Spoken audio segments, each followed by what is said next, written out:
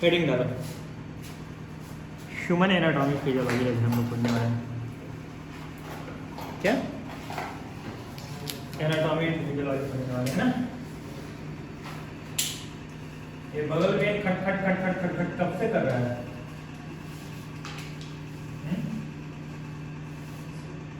Black blue में black किसने डाल दिया?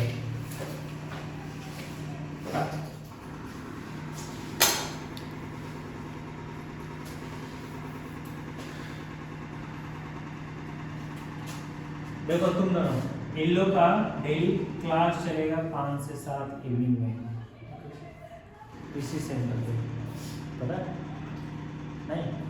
इन लोग पढ़ेगी जितना 5-6 बच्चे जो है डेली 5 से 7। तो इस टाइम में हल्का मत बचा रहा है क्लास में। चलिए हम लोग पढ़ने वाले हैं human anatomy and physiology.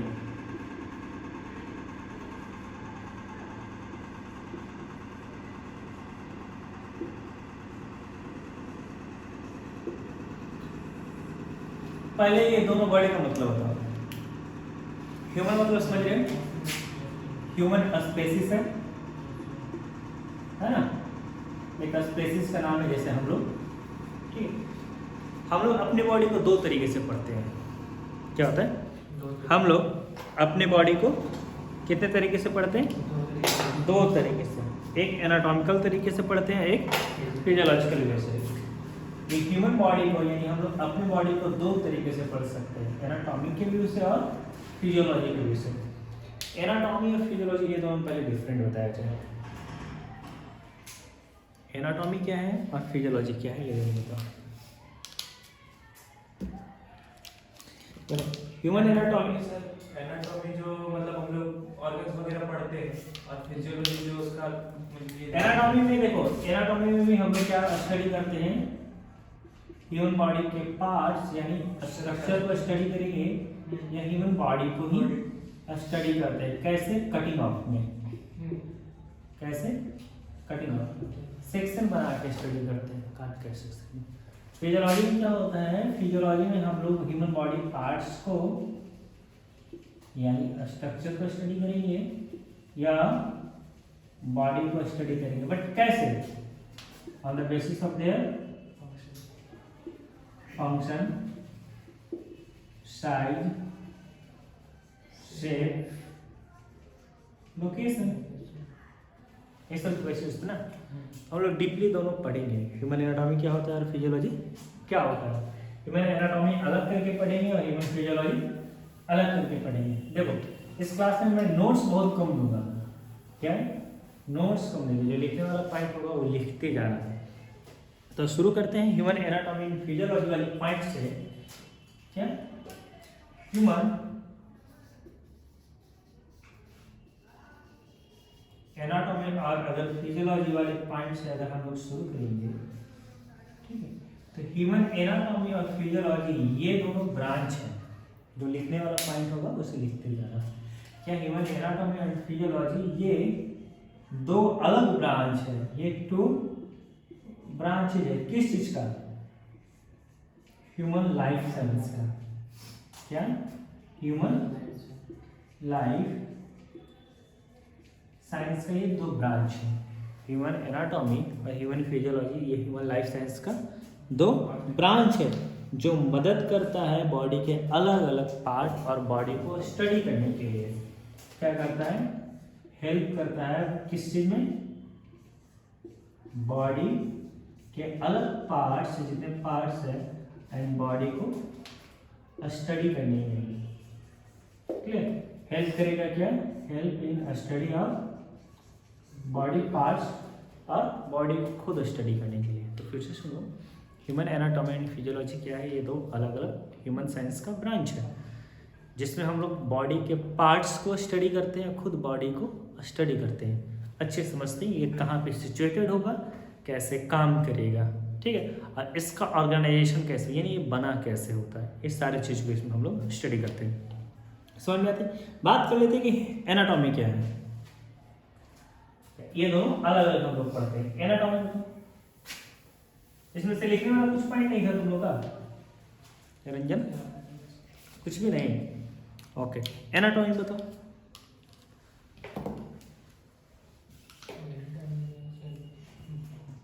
Anatomy branch है ह्यूमन लाइफ साइंस का, जिसमें हम लोग क्या करेंगे, बॉडी को स्टडी, बॉडी स्ट्रक्चर को स्टडी करते हैं सेक्शन बना के।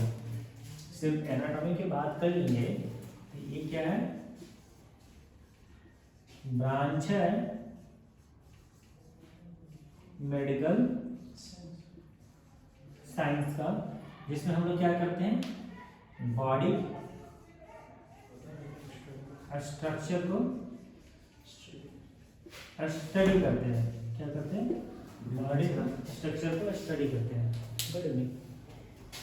टाइम कितने बजे से था तुम लोग? 5 बजे से। कितने बजे आए हो? वहाँ पे बैठे थे सर का नहीं यार चलो वहाँ पे कितना बजे से बैठा है? 4:30 बजे से। पता नहीं। फिर भी टाइम नहीं देखा। कितना बजे से वहाँ से बैठा था? 5 बजे। कहाँ है निरंजन? इन लोग को झूठ बोलने आता है? 5 बजे वहाँ पे पहुँचे। हम लोग कितने बजे आए थे वहाँ से? हम लोग 5। उस सेंटर से 5:05 के आसपास आए थे। तो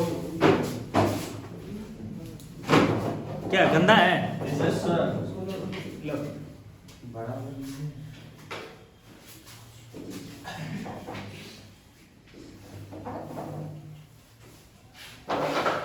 इसने बोला कि आज सब एब्सेंट है, सब घर गए हैं दही चूड़ा खाने को।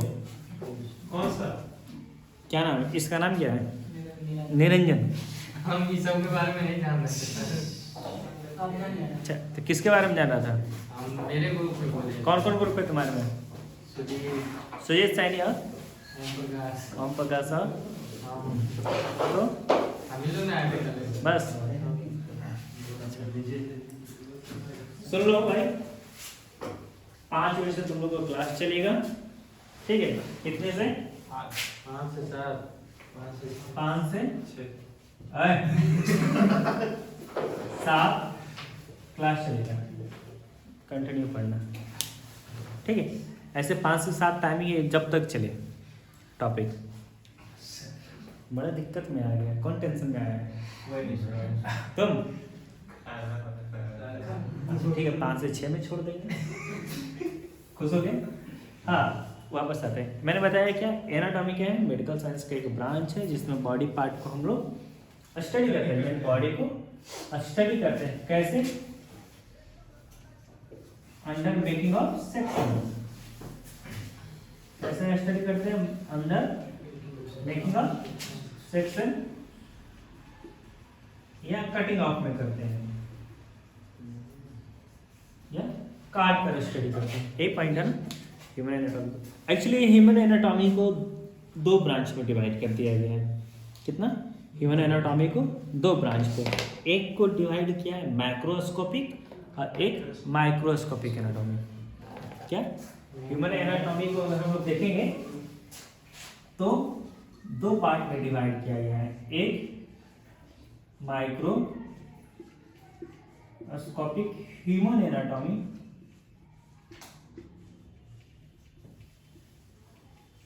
और एक को डिवाइड किया गया है माइक्रोस्कोपिक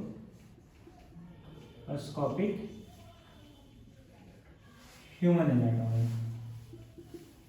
ये 2 अलग अलग ब्रांच है, ठीक? समझिए पहले ह्यूमन एनाटॉमी हम लोग अपने बॉडी के स्ट्रक्चर को स्टडी कर रहे हैं सेक्शन में करके, काट में सेक्शन में बना के, ठीक? और ह्यूमन एनाटॉमी का 2 सब डिवीजन है। इसका कितना है? 2। एक माइक्रोस्कोपिक ह्यूमन एनाटॉमी है, एक मैक्रो। वर्ड को समझो, माइक्रो का मतलब क्या होता है? माइक्रो का मतलब होता है स्मॉल, इसका मतलब एक और होता है, इसका मतलब होता है लेस, ठीक है? मैक्रो का मतलब क्या होता है? मैक्रो का मतलब लार्ज या ह्यूज यानी मोर। एक साइज को डिनोट करेगा, एक अमाउंट को डिनोट करता है। एक क्या होता है? साइज, लेस अमाउंट चाहिए, माइक्रो, ठीक है? एक काफी छोटा है तो भी माइक्रो। ठीक है, तो एक साइज डिनोट करेगा, एक क्या है अमाउंट बताएगा, एक साइज बताएगा, एक अमाउंट। ह्यूमन एनाटॉमी दो डिवीजन में डिवाइड कर दिया गया है, एक माइक्रोस्कोपिक और एक मैक्रोस्कोपिक। यानी हम लोग बॉडी को स्टडी करने के लिए जिसमें माइक्रोस्कोप का इस्तेमाल कर लें, हाँ माइक्रोस्कोप को यूज में लेकर आएंगे, माइक्रोस्कोपिक ह्यूमन एनाटॉमी, यानी बॉडी का वैसा स्ट्रक्चर जो काफी छोटा हो और उसको स्टडी करने के लिए माइक्रोस्कोप का मदद लेना पड़ जाएगा, दैट इज माइक्रोस्कोपिक एनाटॉमी। अब बॉडी का ऐसा स्ट्रक्चर जो बिना माइक्रोस्कोप का स्टडी किया जा रहा है, without microscope is known as ठीक है, माइक्रो, ठीक है। मैक्रो ह्यूमन एनाटॉमी को ही ग्रॉस एनाटॉमी भी कहते हैं। क्या कहते हैं इसे? ग्रॉस एनाटॉमी भी कहते हैं। इसे हम लोग ग्रॉस एनाटॉमी भी कहते हैं। जो पॉइंट, हाँ जो पॉइंट लिखने वाला लिखते जाओ। तुम लोग ऐसे बैठे हो, लग रहे हो सत्यनारायण भगवान की कथा चल रहा है, लास्ट में स्वाहा क्या। हाँ तो ये सब वो वाली कॉलेज वाली मन, चलो कि मैं नीचे नोट्स लिखते जाऊंगा। हाँ यहाँ पढ़ने आए हो ना, वो नोट्स वाली पॉइंट थोड़ा दिमाग से निकालो, तुम समझना है, समझना है, और कॉलेज में जाके किसी से बहस नहीं करना है। ठीक है, बोलो सत्यनारायण भगवान की जय। कॉपी निकल रहा है अब सभी का, ओके। हम लोग ह्यूमन एनाटॉमी और फिजियोलॉजी का अलग अलग करके पढ़ेंगे, द बॉटम टू टॉप जाएंगे। ये जो इंडोक्राइना कराइटिन है ना, इसमें ह्यूमन एनाटॉमी फिजियोलॉजी एक साथ है, ये वाले पॉइंट पे नहीं चलेंगे। फिजियोलॉजी एक बार पूरा अलग, एनाटॉमी में एक बार पूरा अलग, वो पढ़ेंगे काफी डीपली, तो मजा आएगा। क्या बीड़ी चौरसिया जैसा? हाँ बीड़ी चौरसिया जैसा, तो मजा आएगा ना, बोलो कट। हाँ तो मैंने क्या बताया कि माइक्रोस्कोपिक ह्यूमन एनाटॉमी, जिसमें माइक्रोस्कोप का मदद होगा स्टडी करने के लिए, और माइक्रोस्कोपिक ह्यूमन एनाटॉमी जिसमें बिना माइक्रोस्कोप के जहाँ पे स्टडी करेंगे, दैट इज। और मैक्रो को ही हम लोग बोलते हैं ग्रॉस एनाटॉमी। क्या बोलते हैं? Gross anatomy. यहाँ तक क्लियर है? आगे बढ़े? नहीं ठीक है। अब इधर देखो, ये खुद मैक्रो को दो पार्ट में डिवाइड कर देते हैं। क्या होता है? मैक्रो यानी ग्रॉस एनाटॉमी है ना, दो पार्ट में डिवाइड होता है, एक सिस्टेमिक एनाटॉमी और एक रीजनल एनाटॉमी। ये क्या है? मैक्रो एनाटॉमी यानी एक ग्रॉस एनाटॉमी है, एक खुद दो पार्ट में डिवाइडेड है, एक सिस्टेमिक एनाटॉमी और एक होगा regional anatomy. Systemic anatomy according to organ system. क्या है? सिस्टेमिक एनाटॉमी हम लोग स्टडी करते हैं अकॉर्डिंग टू ऑर्गन सिस्टम, और रीजनल एनाटॉमी स्टडी करते हैं अकॉर्डिंग टू बॉडी रीजन, जैसे head, neck, thorax, abdomen, pelvis, appendicular यानी अपर लिम्ब और lower limb, that is regional anatomy का पार्ट्स होगा। और वही अगर हम बात कर लेते हैं सिस्टेमिक एनाटॉमी का, तो digestive system, respiratory system, excretory system, integratory system, etc ये सब क्या होगा? सिस्टेमिक एनाटॉमी में जाके स्टडी करेंगे। हेलो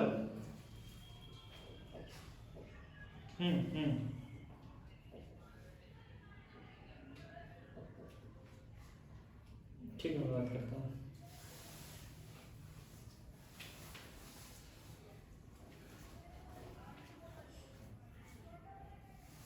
यहाँ तक क्लियर है? तो सिस्टेमिक एनाटॉमी है, दैट मीन्स स्टडी करेंगे अकॉर्डिंग टू बॉडी सिस्टम। तो सिस्टेमिक एनाटॉमी क्या है? अकॉर्डिंग टू स्टडी होगा कैसे? Body system. Study according to क्या? बॉडी सिस्टम, जैसे में cardiovascular system, good, respiratory system, क्या, nervous system, digestive system, nervous system, ये कैसे कर लो? Yes sir.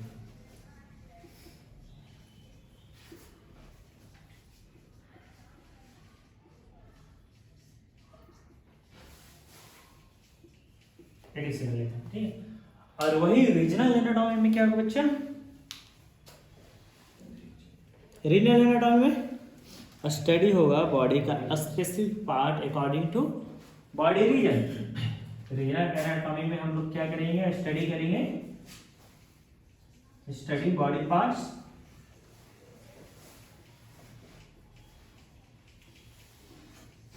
According to body region. और बॉडी रीजन कौन कौन सा है? हाँ, जैसे में बॉडी का कितने रीजन, जैसे हेड, ये बॉडी रीजन है, इस सिस्टम के अंदर नहीं डालेंगे इसको, ये सिर्फ इतना ऐसे स्टडी करना, ये बॉडी का रीजन है। नेक बॉडी का रीजन है, नेक को दूसरा नाम है सर्वाइकल। थॉरैक्स बॉडी का रीजन है, एब्डोमेन बॉडी का रीजन है। तो एग्जांपल के लिए जैसे head, neck, thorax, abdomen, ADC, ये सब क्या है? बॉडी रीजन है। इसमें बॉडी को स्टडी करते हैं अकॉर्डिंग टू इट्स रीजन। तो वापस आते हैं ह्यूमन एनाटॉमी एंड फिजियोलॉजी के अंदर हम लोग ह्यूमन बॉडी को समझते हैं, स्टडी करते हैं, ह्यूमन बॉडी बना कैसे होगा, काम कैसे करता है। क्लियर? एनाटॉमी का मतलब हो गया है कि बॉडी को हम लोग स्टडी करते हैं, बॉडी स्ट्रक्चर को स्टडी करते हैं, सेक्शन बना के, काट के, कटिंग ऑफ करके। और ह्यूमन एनाटॉमी के अंदर देखेंगे तो जनरली दो सब ब्रांच देखने को मिलेगा। एक सब ब्रांच है माइक्रोस्कोपिक ह्यूमन एनाटॉमी और एक मैक्रो। माइक्रोस्कोपिक ह्यूमन एनाटॉमी को हम लोग ग्रॉस एनाटॉमी कहते हैं, जिसको स्टडी करने के लिए माइक्रोस्कोप की जरूरत नहीं पड़ेगी। और वहीं देखेंगे माइक्रोस्कोपिक ह्यूमन एनाटॉमी, तो इसे स्टडी करने के लिए माइक्रोस्कोप का नीड होगा। अगर ग्रॉस एनाटॉमी में देखेंगे तो हम लोग अपने बॉडी को दो तरीके से स्टडी कर सकते हैं बिना माइक्रोस्कोप के इस्तेमाल किए। एक बॉडी के रीजन बाय रीजन, जैसे हेड रीजन को स्टडी करेंगे, हेड रीजन में आ जाएगा स्कल, आ जाएगा आई, आ जाएंगे ब्रेन, आ जाएगा, ठीक है, नोज यानी फेशियल एरिया आ जाएगा, टंग आ जाएगा, ये सब हेड रीजन। थॉरैक्स वाले रीजन में देखेंगे तो आ जाएगा कॉस्टल, कॉस्टल रिब्स को बोलते हैं, कॉस्टल आ जाएगा, हार्ट आ जाएगा, ठीक है। पीछे की ओर थोड़ा सा बढ़ेंगे तो वहाँ पे देखने को मिलेगा ओएसोफेगस का पार्ट मिलेगा, थोड़ा ट्रैकिया का पार्ट होगा, ब्रोंकस होगा, लंग्स होगा, ये सब रीजन वाइज स्टडी कर रहे हैं। तो आप डोमेन में भी सेम आ जाएंगे, तो स्टमक का कुछ पार्ट आ जाएगा, इंटेस्टाइन आ जाएगा, लीवर का कुछ पार्ट आ जाएगा, अपेंडिक्स, ये सब रीजनल। किडनी आ जाएगा, किडनी से निचला हुआ ब्रांच, यूरेटर, ये सब रीजनल एनाटॉमी के अंदर स्टडी करेंगे। अगर वही बॉडी के फंक्शन के बेसिस पे जब सिस्टम बनाते हैं तो टोटल 11 सिस्टम हम लोग को मेजर देखने को मिलता है। उस सिस्टम पर अगर स्टडी करेंगे तो वो अलग हो जाएगा। जैसे डाइजेस्टिव सिस्टम, डाइजेस्टिव सिस्टम में हम लोग क्या क्या स्टडी कर लेंगे, माउथ भी कर लेंगे, बाकी ओएसोफेगस, स्टमक, इंटेस्टाइन सब। तो इसमें किसी एक रीजन को नहीं आ रहा है, जहाँ से जहाँ तक फैला हुआ है सारा पॉइंट इसमें आ जाएगा। तो बॉडी को दो तरीके से physiology on the basis of function पढ़ते हैं, तो सारा physiology almost system basis study करेंगे। अब एनाटॉमी हम लोग पढ़ते हैं on the basis of region, तो सारा ह्यूमन एनाटॉमी देखेंगे रीजनल बेसिस होगा, यानी पहले हेड पढ़ेंगे, नेक पढ़ेंगे, थॉरैक्स पढ़ेंगे, ऐसे ये सब ह्यूमन एनाटॉमी पढ़ेंगे। और फिजियोलॉजी में फंक्शन के बेसिस पे देखते हैं, क्योंकि फिजियोलॉजी ही का मतलब ये होता है बॉडी को स्टडी किया जा रहा है on the basis of function. तो फिजियोलॉजी में हम लोग फंक्शन के बेसिस पे स्टडी करते हैं, और फंक्शन के बेसिस पे स्टडी करने का मतलब हम लोग अकॉर्डिंग टू सिस्टम स्टडी करेंगे। जैसे नर्वस सिस्टम, नर्वस सिस्टम का काम है कंट्रोल एंड कोऑर्डिनेशन, ठीक है। डाइजेस्टिव सिस्टम, डाइजेस्टिव सिस्टम का काम है मेजर डाइजेशन के लिए, एब्जॉर्प्शन के लिए, ठीक है, इजेशन के लिए, इंजेशन के लिए। तो सिस्टम बाय स्टडी करेंगे तो ये फिजियोलॉजी। और अगर रीजन वाइज स्टडी करेंगे तो एनाटॉमी पे ज़्यादा फोकस करेंगे। समझ में आ रही है ये पॉइंट? तो ये दो पॉइंट है, यहाँ तक देखो जल्दी। क्या कुछ पूछना है?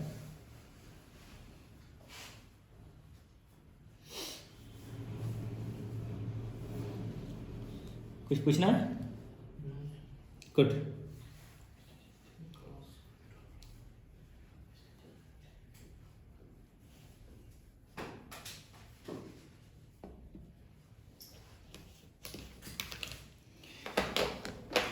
ठीक है। इसके अलावा एनाटॉमी में और भी बहुत सारे पॉइंट मिलेंगे, जैसे सरफेस एनाटॉमी। सरफेस एनाटॉमी बोला जाए तो सरफेस एनाटॉमी मतलब बॉडी के अपर पार्ट से डीपेस्ट पार्ट तक स्टडी करना, दैट इज सरफेस एनाटॉमी। एक और आता है हिस्टोलॉजी, बॉडी के टिश्यू के बारे में पढ़ना, ठीक है। साइटोटॉमी, ये साइटोलॉजी, बॉडी के सेल्स के बारे में पढ़ना। एक केवल याद करने वाला थोड़ा सा चीज है, दैट इज रेडियोग्राफी एनाटॉमी। क्या है? एनाटॉमी के एक पार्ट है, that is radiography anatomy. Radiography anatomy क्या होता है? रेडियोलॉजी वाले आप बताओगे रेडियोग्राफी एनाटॉमी। तुम रेडियोलॉजी हो ना? गुड।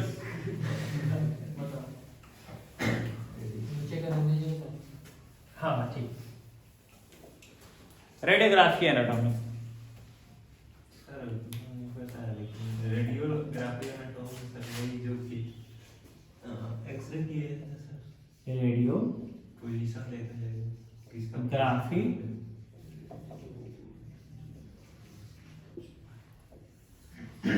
इस क्लास में यहाँ काफी शांति है ना? Yes, sir. ऐसा शांति वहाँ चाहिए Yes, sir. क्या? What sir? नहीं सुनाई दिया, फिर से बोलो। What sir? बस तरफ से रहता है सर। अच्छा, उस सेंटर पे शोर होते रहता है? गाड़ी का आवाज आ जाता है सर शीशा के अंदर से। ऑनलाइन में सुनते हो क्या? हाँ, सर, आता है। काफी आता है। तब बोलता है सर कि आप आवाज क्लियर नहीं है सर। अच्छा, आवाज क्लियर नहीं है, वही बोलने वाला है। मेडिकल लाइफ फाइनेंसी का चैनल है सर। तो काफी आवाज आता है क्या? जी सर, बहुत शोरगुल होता है। एक कल से रोड जाम रखो उसका लिए। हाँ, रेडियोग्राफी एनाटॉमी। रेडियोग्राफी एनाटॉमी में क्या करते हैं? सर जो एक्सरे होता है उसका पोजीशन लेते हैं कौन देखो, रेडियोग्राफी एनाटॉमी एक एनाटॉमी का ब्रांच है जिसमें बॉडी को काफी डीपली स्टडी करते हैं बाय यूजिंग ऑफ सीटी। सीटी क्या है? सीटीएससी क्या है? Computed tomography. CTS computed tomography by the using of CT या इमेज, एक्सरे, पिक्चर, ये सब के बेसिस पे हम लोग स्टडी करते हैं। एमआरआई का पुराना मैग्नेटिक रेजोनेंस इमेजिंग। फिर से बोलो। Magnetic resonance imaging. क्लियर? तो ये सब के बेसिस पे अगर हम लोग किसी बॉडी पार्ट को स्टडी कर रहे हैं तो दैट इज रेडियोग्राफी एनाटॉमी के अंदर है। रेडियोग्राफी एनाटॉमी में देखते हैं कि बॉडी के हम लोग सेक्शन नहीं काटते हैं, लेकिन बॉडी के डीपेस्ट पार्ट को देखते हैं। बॉडी के क्या होता है? डीपेस्ट पार्ट को देखते हैं bye the using of MRI हो जाएगा, सीटी स्कैन, ये सब को हम लोग यूज करके बॉडी के डिफरेंट पार्ट को हम लोग स्टडी करते हैं। इसे एक्चुअल एनाटॉमी के अंदर नहीं रखते, डिवाइड करते, क्योंकि इसमें सेक्शन नहीं लग रहा है, बट इसे एनाटॉमी के अंदर रखते हैं क्योंकि बिना इसके हम लोग बॉडी के डीपेस्ट पार्ट को बिना सेक्शन को स्टडी कर रहे हैं। बॉडी के अंदर वाले पार्ट को स्टडी कर रहे हैं, इस पॉइंट ऑफ व्यू से एनाटॉमी में रखा जाता है। एनाटॉमी में नहीं रखा जाता है क्योंकि बॉडी को सेक्शन नहीं कर रहे हैं।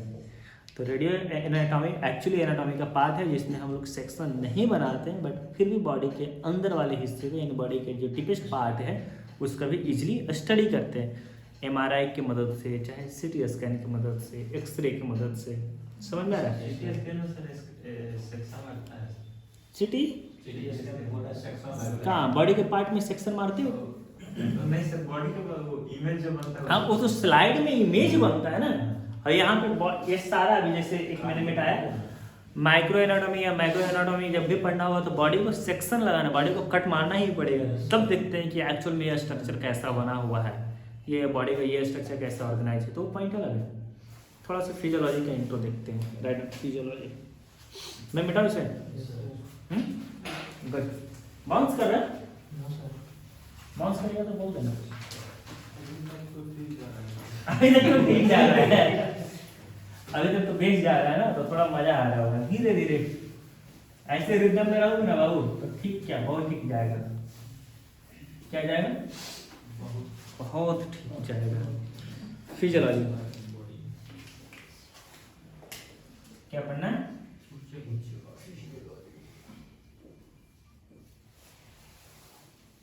फिजियोलॉजी। फिजियोलॉजी का कोई इंट्रो बताओ। फिजियोलॉजी, फिजियोलॉजी का मतलब अगर हम सिंपली में देखेंगे तो normal function of the body structure. Physiology को अगर हम सिंपल वे में देखा जाएगा तो मतलब है नॉर्मल फंक्शन ऑफ, अगर हम लोग ह्यूमन को पढ़ रहे हैं तो ह्यूमन स्ट्रक्चर, ह्यूमन स्ट्रक्चर या बॉडी। बॉडी के नॉर्मल फंक्शन के बारे में देखेंगे हम लोग को, जो ऑर्गन है वो नॉर्मली कैसे काम करेगा। अब नॉर्मल होगा तो पैथोलॉजी कंडीशन में चले जाएगा, डिजीज कंडीशन में। जैसे मान लिया जाए मेरा आई नॉर्मली काम कर रहा है, तो ये इसको स्टडी करेंगे फिजियोलॉजी में कैसे काम करता है, नॉर्मल काम कर रहा है। तो अगर वही आई के देखेंगे विजन लॉस हो रहा है, ये पैथोलॉजिकल कंडीशन या डिजीज कंडीशन है। तो फिजियोलॉजी मतलब नॉर्मल फिजियोलॉजिकल स्ट्रक्चर पढ़ते हैं, नॉर्मल जो स्ट्रक्चर होता है ह्यूमन बॉडी का उसके बारे में स्टडी करते हैं, समझ में आ रहा है, फंक्शन के बेसिस पे। और वही अगर उस स्ट्रक्चर पर अब नॉर्मल फंक्शन के बेसिस पर स्ट्रक्चर स्टडी करना शुरू करेंगे तो पैथोलॉजी या डिजीज कंडीशन या अनदर कंडीशन कॉज करेगा। ठीक, तो फिजियोलॉजी में मतलब नॉर्मल बॉडी का फंक्शन को हम लोग स्टडी करते हैं, नॉर्मल जो स्ट्रक्चर है बॉडी का वो कैसे परफॉर्म कर रहा है उस सारा।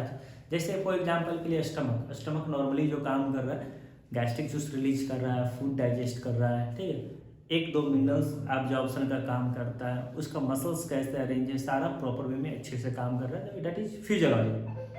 अब वही देखेंगे कि स्टमक में अल्सर कॉज कर रहा है, गैस्ट्रिक जूस को सिक्रीशन नहीं हो पा रहा है, तो ये सब अब नॉर्मल कंडीशन है, यानी अब नॉर्मल फिजियोलॉजिकल कंडीशन है। इसको हम पैथोलॉजी के अंदर स्टडी करते हैं, किसी और कैटेगरी में जाकर स्टडी करते हैं।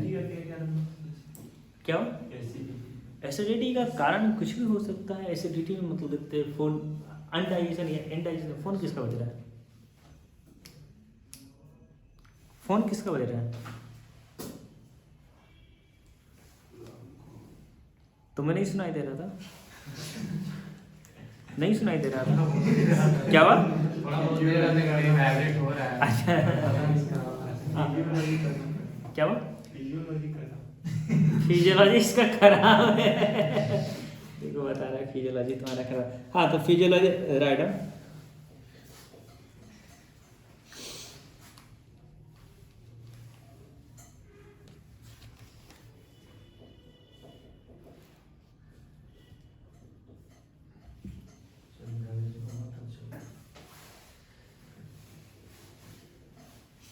देखिए अब आते हैं फिजियोलॉजी को। हम लोग देखते हैं ह्यूमन फिजियोलॉजी को 2 तरीके से जनरली पढ़ते हैं। क्या होता है? बॉडी के नॉर्मल स्ट्रक्चर को पढ़ना है तो हम लोग नॉर्मल फिजियोलॉजी को 2 तरीके से पढ़ते हैं। ऐसे 3 तरीके से देखेंगे लेकिन मोस्टली यूज होगा। एक सेल के बेसिस पे पढ़ेंगे। एक नॉर्मल सेल है, क्या एक नॉर्मल सिंगल सेल है, उसको स्टडी करेंगे तो एक सेल के बेसिस पे पढ़ेंगे। और सेकंड होगा कि सिस्टम के बेसिस पे जाके पढ़ेंगे। ये क्या होगा? सिस्टम के बेसिस पे पढ़ेंगे। तो हम लोग ह्यूमन फिजियोलॉजी को यानी अपने बॉडी को जो नॉर्मल स्ट्रक्चर है और नॉर्मल जो काम कर रहा है इसको 2 तरीके से पढ़ सकते हैं। एक सेल फिजियोलॉजी के बेसिस पे, ठीक है, अगर किसी बुक में 3 रहेगा तो 3 पढ़ेंगे। एक जनरल फिजियोलॉजी के बेसिस पे, हाँ सर कैटेगरी वाला जनरल नहीं, ठीक है। और एक और हम लोग स्टडी करते रहते हैं सिस्टमिक फिजियोलॉजी के बेसिस पे। किसके बेसिस पे? एक और सिस्टमिक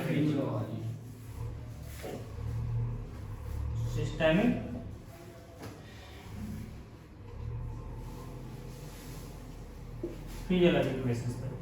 तो फिजियोलॉजी के अंदर हम लोग स्टडी कर रहे हैं ह्यूमन का नॉर्मल स्ट्रक्चर और फंक्शन। फिजियोलॉजी के अंदर क्या स्टडी कर रहे हैं? ह्यूमन का नॉर्मल फंक्शन और स्ट्रक्चर। अब फिजियोलॉजी के देखेंगे एक्चुअली इसका कितना 3 सब डिवीजन मिला है। कितना सब डिवीजन है? 3 सब डिवीजन है।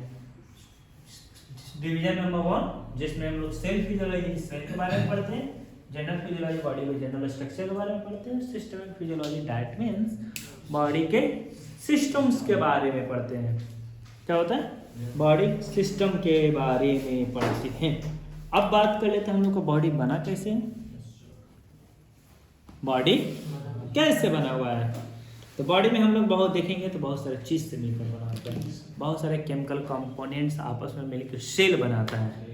और बहुत सारे सेल मिलकर टिश्यूज बनाएंगे, बहुत सारे टिश्यू मिलकर ऑर्गन, और बहुत सारे ऑर्गन मिलकर ऑर्गन सिस्टम, और सारा ऑर्गन सिस्टम कंपोज होगा एक साथ तो बनाएगा बॉडी। बहुत सारा ऑर्गन सिस्टम एक साथ कंपोज होगा तो बनाएगा बॉडी को। इसी को लेवल ऑफ स्ट्रक्चरल ऑर्गेनाइजेशन बोलते हैं। क्या बोलते हैं? Level of structural organisation. जैसे एक सेल को बनने के लिए कार्बोहाइड्रेट चाहिए, प्रोटीन चाहिए, वाटर चाहिए, मिनरल्स चाहिए, ये सब बायोमोलिक्यूल है। यानी वैसा मॉलिक्यूल जो सेल स्ट्रक्चर बनने के लिए रिस्पॉन्सिबल होगा, ये सेल को बनने के लिए लग जाएगा, वो सब बायोमोलिक्यूल है, डेट इज केमिकल सब्सटेंस।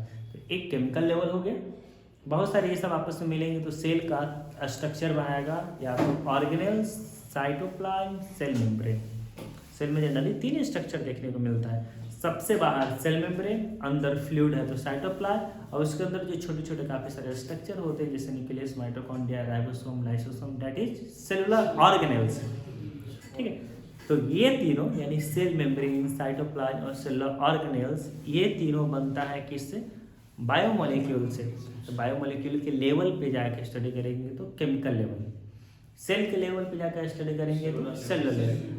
अब बहुत सारे सेल्स जिसका फंक्शन एक सिमिलर होगा, आपस में मिलेगा, एक स्ट्रक्चर बनाएगा, और उस स्ट्रक्चर का फंक्शन एक अलग होगा, डेट इज टिश्यू।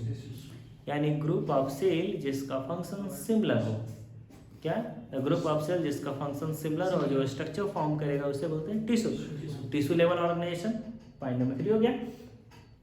बहुत सारे टिश्यू आपस में मिलेगा तो एक ऑर्गन बनाएगा। ऑर्गन का डेफिनेशन है मतलब the group of organ that work together and perform a specific function.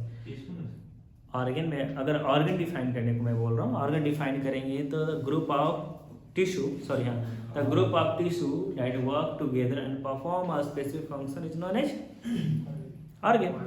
For example के लिए स्टमक में बोलते हैं, देखते हैं डिफरेंट काइंड ऑफ टिश्यू होता है। जैसे म्यूकस के लिए फाइबर्स अलग होता है, सब म्यूकस अलग होता है, पेरिटोनियम के लिए अलग टिश्यू होता है। तो ये सब मिलके ऑर्गन बना रहा है। और जब बहुत सारे ऑर्गन आपस में मिलेगा और एक स्पेसिफिक फंक्शन परफॉर्म करेगा, डेट इज ऑर्गन सिस्टम।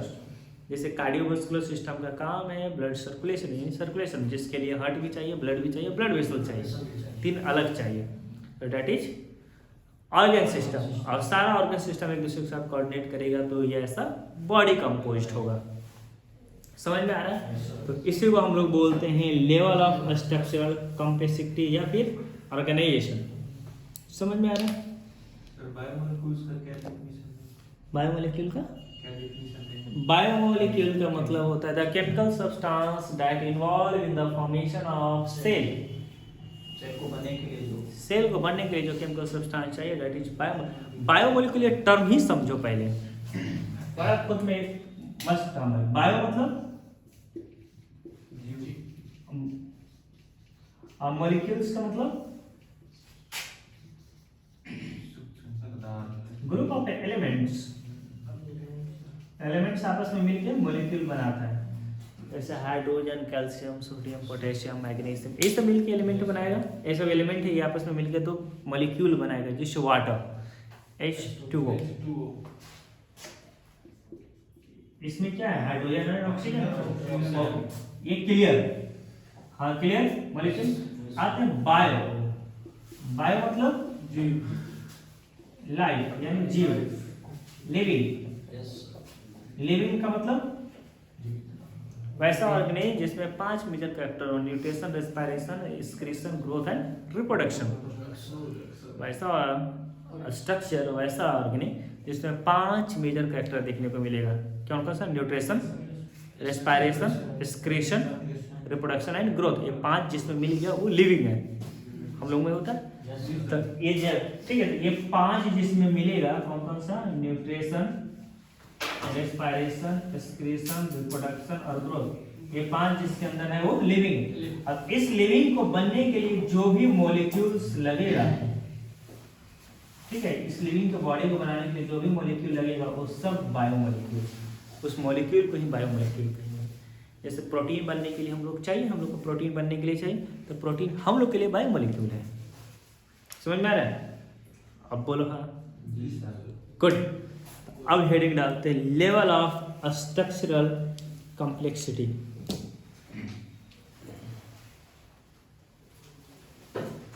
ऐसा बहुआ वाली चीज है ना, देखो क्लास बहुत फास्ट है, लेकिन यहाँ पे मैं बाद में बोल रहा हूँ कि टाइम वेस्ट हम लोग नोट्स लिखने में नहीं करेंगे। यहाँ पे जो लिखने की जरूरत होगा एकदम लिखना और समझना है। समझने के लिए दिमाग चाहिए और फोकस चाहिए। कहाँ? अच्छा मेरे पे नहीं? कितना बुरा दिखता हूँ? स्मार्ट दिखता हूँ? क्या बोला? अच्छा सुपर। तो मैं सोच रहा हूँ अगर मेरे टकले पे बाल रहते तो और स्मार्ट दिखता। पवन दे दो भाई। हाँ ये क्या लगाते हो उसमें? वैक्स? इसमें हाँ स्प्रे। अच्छा हेयर स्प्रे अलग आता है? हमारा साल 2 साल से बाल ये भी नहीं करता, एकदम नेटनेटली बनता है। अरे बहुत अच्छा है। तेल बचता है, शैम्पू बचता है। इधर देखो हेयर स्प्रे लगाता है वो बचता है, हेयर वैक्स भी बचेगा। और सबसे बड़ी बात वीकली जाके वो सैलून वाले को पैसा नहीं देना पड़ेगा। सर हर सप्ताह देना पड़ता है यहाँ पर। बहुत ज्यादा बढ़ता है। हाँ तो इसमें वैक्स अरे क्या लगाते हो? स्प्रे। तो ऐसे करके पहले स्प्रे मारते हो तो कैसे भी मान लीजिए। और फिर उसके बाद उसको बाल को अरेंज कर लेना है। कितना देर तक रहता है? जब तक आप नहीं नहाओ। 2-3 महीना नहीं रहेंगे तो नहा जाएगा। हाँ? मतलब सर 10 मिनट ज्यादा नहीं पड़ेगा तो 2-3 दिन का आराम से। 3 दिन। अब अगर फिर हेयर स्टाइल चेंज करना हो आधे घंटे बाद तो फिर लगाएंगे। उसको धो लेना पड़ेगा। फिर धो लेना। स्प्रे मार लीजिएगा, फिर उसके बाद वो थोड़ा बाल गीला हो जाएगा, फिर कर लीजिए दूसरा हेयर स्टाइल। देख रहे हो हम लोग अभी 90s में level of structural complexity.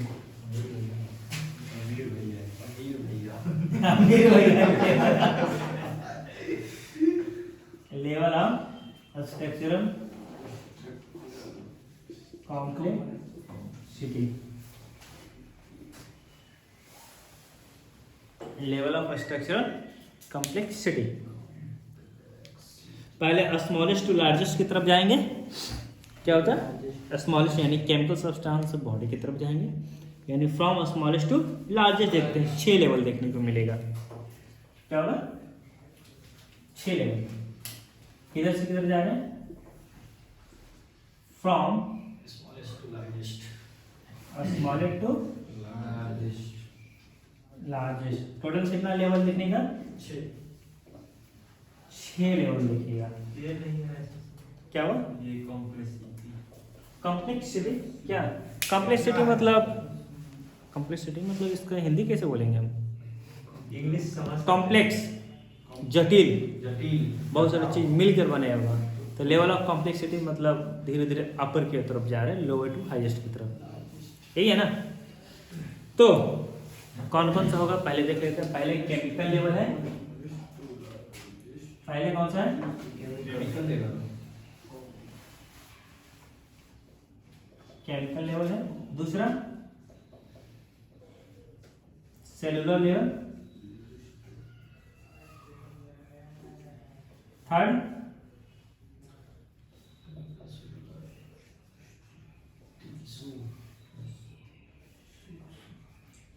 Fourth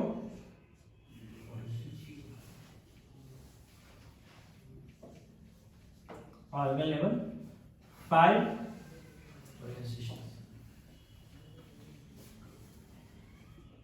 organ system level. और 6 दैट मीन्स बॉडी या ऑर्गेनिज्म बोल सकते हैं। हम लोग पढ़ेंगे तो हम लोग का बॉडी हो जाएगा। यही है ना? तो सेलुलर लेवल में होगा मोस्ट बेसिक लेवल। इसमें इंक्लूड होगा एटम्स, मॉलिक्यूल्स। ठीक है? इसमें क्या होगा? एटम्स एंड मॉलिक्यूल्स होगा। एटम्स में जैसे कार्बन, ऑक्सीजन, हाइड्रोजन, कैल्शियम, ये सब एटम्स में होगा। मॉलिक्यूल में क्या क्या हो जाएगा? जैसे DNA, glucose, protein. Chemical level में देखो इसमें इंक्लूड क्या क्या कर रहे हैं? एटम्स में जैसे कार्बन, हाइड्रोजन, नाइट्रोजन, ऑक्सीजन, ये सब। ये है ना? अब साथ में इसमें इंक्लूड कर रहे हैं क्या? मॉलिक्यूल्स में क्या क्या होगा? ग्लूकोज, डीएनए, प्रोटीन्स, है ना, लिपिड्स, और बहुत सारे केमिकल सब्सटेंस यानी बहुत सारे मॉलिक्यूल्स आपस में कंपोज्ड होगा तो एक स्ट्रक्चर बनाएगा। उस स्ट्रक्चर को बोलते हैं क्या? सेल। और सेल के लेवल पे जाकर स्टडी करेंगे तो सेलुलर लेवल। सेम उसी तरह बहुत सारे टिश्यू बनेगा। सेल के ग्रुप से ऑर्गन बनेगा, टिश्यू के ग्रुप से ऑर्गन सिस्टम बनेगा, ऑर्गेनिक ग्रुप से देन फाइनली हम लोग का बॉडी बनेगा। सारा ऑर्गन सिस्टम एक दूसरे को कोऑर्डिनेट करेगा तो फाइनली क्या बनेगा? बॉडी बनेगा। क्लियर? यहाँ तक क्लियर है? नेक्स्ट क्लास में हम लोग शुरू करेंगे regional organisation of human body. क्या शुरू करूँगा? Regional organisation of human body.